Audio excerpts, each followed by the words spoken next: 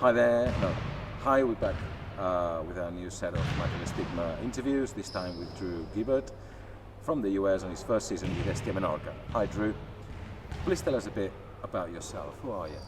I'm a 22-year-old kid from Minneapolis, Minnesota. Like you said, this is my first year at Menorca. This is also my first year playing pro basketball. So. Excellent. You've seen our main sponsor, Fundación Estia, is carrying out a campaign that we brand matealestigma. What comes to your mind when we say matealestigma? What do you think? I just think about the huge, just spike of awareness of the mental illness that has really hit the last couple of years. I feel like over the last couple of years, it's really not grown in popularity, but just the awareness of the whole mental illness thing. It's become a really big deal over the last couple of years. You've probably seen also NBA set up a program called NBA Cares. Yep. I think that actually tackles that particular issue amongst others, but obviously about the well-being of players in their early stages of their careers, I guess, right? Yeah, definitely a very big deal for to see the NBA take mental illness so seriously. Excellent. Have you had, or do you know people who had a mental problem where they thought they would go and ask a psychologist or just needed support? Yeah, I mean, I've had family and friends who have dealt with like anxiety, depression, pretty like low forms of mental illness, but still can be very serious if like they aren't treated the right way. So I've definitely had friends and family who have dealt with mental illness. Do you think then mental well-being issues are now openly discussed and addressed? I mean, do you think that we're doing enough as a society? Do you think that there's still room to improve all that? I think we're definitely on the right track. Like 10 years ago, I don't think any of this was being talked about.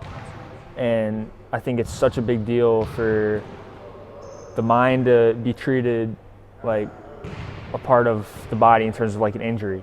Correct. Like if I hurt my foot, like that's just as big of a deal as like me not being mentally right. So it's just a big deal to get your mental right before anything else. Yeah. We have mentioned that this matealestigma project of the Hestia Foundation specifically targets the breaking of the label that mental ill patients do unfairly have in a way with all the fear that surrounds mental health. What do you think about that?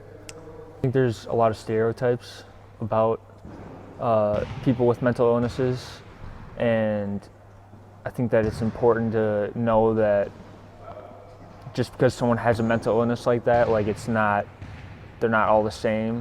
Correct. And like some people who do have mental illnesses act a certain way in good or bad ways, but I think people tend to associate people with mental illnesses in a bad sense, which isn't right.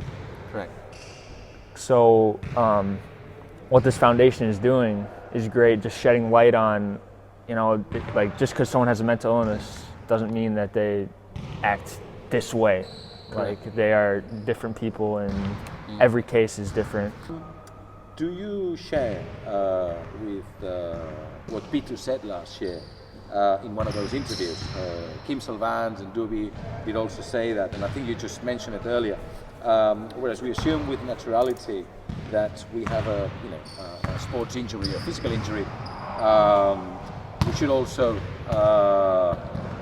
assume that we have to give the same importance of any problems, mental problems that we may have. So, do we have to take it and give it the same importance? What do you think? Yeah, I mean, at the end of the day, like, honestly, your mind, like, is your most important tool.